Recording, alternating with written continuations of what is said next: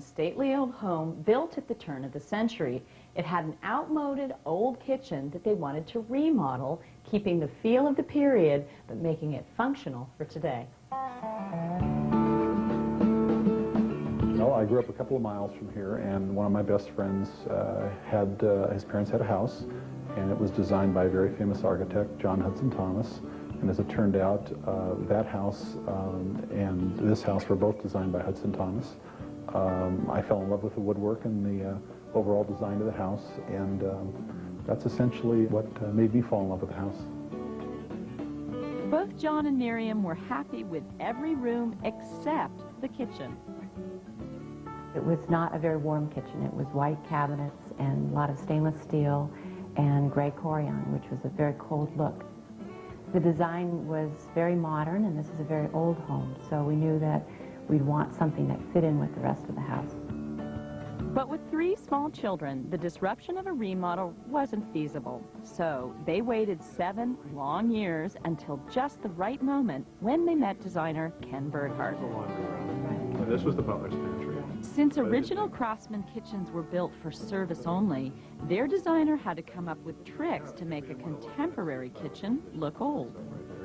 One of the tricks in a more modern kitchen in an older house is to not have new, clean, shiny materials. In this particular kitchen, we try to mix up the metals. You'll have 7 or 8 different metals used, from the light fixtures to the handles, to the faucets, to the countertops, to the hood. The counter surfaces are also 4 different kinds of countertops. You get rid of the shine, you get rid of the polish, you calm it down, and it immediately doesn't look like a new kitchen, even though it's obviously brand new because of the features that are in it. The look we were going for in this kitchen is aged, and part of that had to do with the copper. These countertops and the hood are both copper, so as it oxidizes, it ages, and it looks darker. Mostly I just don't polish it. I don't do anything to it. We put things down on it as it normally happens. Here, as a matter of fact, I put down a strawberry basket and the acid etched the little X pattern in it. Over here, John marinated some chicken and it made a kind of a smear. So we just let it go and it has this great look.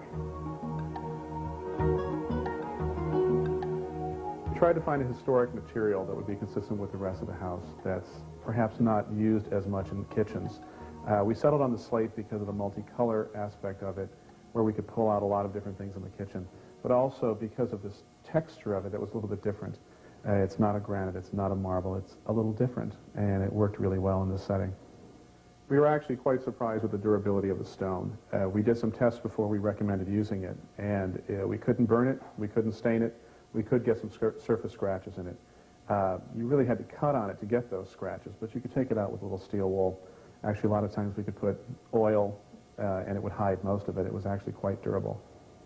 One of the benefits of slate is that it's rather inexpensive to install, with the exception of some of the more refined inlays. But the slate flooring specifically, you want to keep it fairly flat in a gauge slate, but the fact that it's uneven, your back is working and relaxing. It's not a very hard surface to stand on at all over time. Very easy to clean, very easy to maintain, and it's really very inexpensive to put in. So Robin, how's the 7-3-18 look? While the Manginis worked hard making the new kitchen fit into their home, they also had to make sure that the space remained family-friendly. The kitchen is kind of the center of the life of this house. I think I can honestly say that I look forward to getting up in the morning because I know the first thing I'm going to do is come down to my kitchen. Yeah, Dad, why does it not? It's warm, it has an abundance of character, and it's just really a wonderful part of the house.